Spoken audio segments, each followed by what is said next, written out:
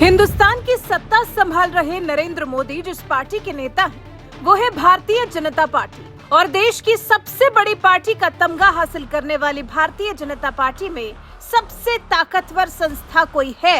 तो वो है संसदीय बोर्ड, जहां बीजेपी तमाम बड़े फैसले लेती। यही वजह है कि बीजेपी की संसदीय बोर्ड में जेपी नड्डा, नरेंद्र मोदी, अमित शाह, राजनाथ सिंह जैसे कई कद्दावर नेता शामिल हैं। और 11 दिग्गज नेताओं की सबसे ताकतवर संस्था में एक नाम सुधा यादव का भी है, जो बीजेपी की संसदीय बोर्ड में एकमात्र महिला नेता है।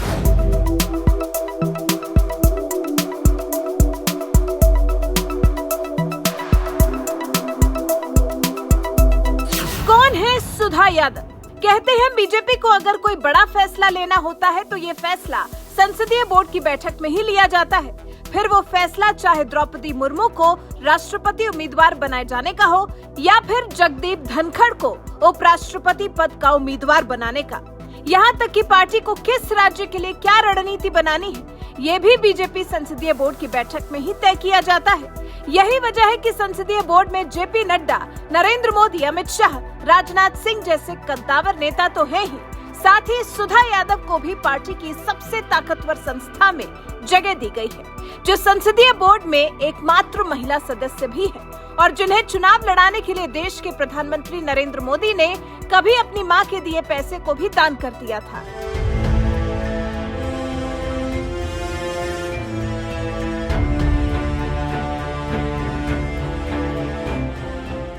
दरअसल सुधा यादव को पीएम नरेंद्र मोदी साल 1999 से जानते हैं, जब वो हरियाणा के बीजेपी प्रभारी थे और इसी दौरान भारत और पाकिस्तान के बीच कारगिल का युद्ध छिड़ गया था, जिसमें बीएसएफ के तत्कालीन डिप्टी कमांडेंट सुखबीर सिंह यादव भी पाकिस्तानी सेना से मोर्चा लेते वक्त शहीद हो गए थे। उन्हीं की विधवा है सुधा यादव, जिन्हें 1999 के लोकसभा चुनाव में बीजेपी हरियाणा के महेंद्रगढ़ लोकसभा सीट से चुनाव लड़वाना चाहती थी, लेकिन सुधा यादव पति के शहीद होने के बाद राजनीति में उतरने के बजाय अपने घर परिवार की जिम्मेदारी संभालना चाहती थी। ऐसे में बीजेपी ने उन्हें मनाने की जिम्मेदारी तत्कालीन हरियाणा बीजेपी प्रभारी नरेंद्र मोदी को सौंपी थी, क्योंकि मोदी ही उन्हें बीजेपी के टिकट पर चुनाव लड़वाना चाहते थे। यही वजह है कि उन्होंने सुधा यादव से बस इतना कहा कि परिवार के साथ साथ राष्ट्र और क्षेत्र को भी आपकी जरूरत है, और फिर मोदी की बात मानते हुए सुधा यादव चुनाव लड़ने के लिए तैयार हो गई, जिसके बाद खुद नरेंद्र मोदी ने उनके लिए चुनाव प्रचार की जिम्मेदारी संभाली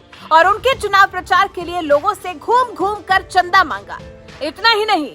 कहा तो ये भी जाता है कि खुद मोदी ने भी सुधा यादव के चुनाव प्रचार के लिए अपनी मां से मिले पैसे को दान कर दिया था। और जब 1999 में हुए लोकसभा चुनाव के नतीजे आए तो कारगिल युद्ध में शहीद हुए सुखबीर सिंह यादव की पत्नी सुधा यादव ने कांग्रेस उम्मीदवार राव इंद्रजीत सिंह को 1,39,000 से भी ज्यादा वोटों से पूरी तरह से हरा दिया और मोदी के दम पर पहली बार महेंद्रगढ़ लोकसभा सीट से संसद पहुंच गए। साल 1999 में बीजेपी का दामन थामने के बाद सुधा यादव ने जो सियासी सफर शुरू किया था, वो सफर आज भी जारी है और इस दौरान वो बीजेपी के ओबीसी मोर्चा की प्रभारी के साथ साथ राष्ट्रीय सचिव की जिम्मेदारी भी निभा चुकी है। और अब उन्हें बीजेपी की सबसे ताकतवर संस्था संसदीय बोर्ड में जगह दी गई है, जिसमें खुद प्रधानमंत्री नरेंद्र मोदी, जेपी नड्डा, अमित शाह, राजनाथ सिंह, बीएस येदियुरप्पा, सर्बानंद सोनोवाल, के लक्ष्मण, इकबाल सिंह लालपुरा, सत्यनारायण जटिया और बीएल संतोष जैसे दिग्गज नेता हैं। आपको बता दें, संसदीय बोर्ड में पहले नितिन गडकरी और सीएम शिवराज सिंह चौहान भी शामिल थे, लेकिन इन दोनों ही नेताओं को बाहर का रास्ता दिखा दिया गया है।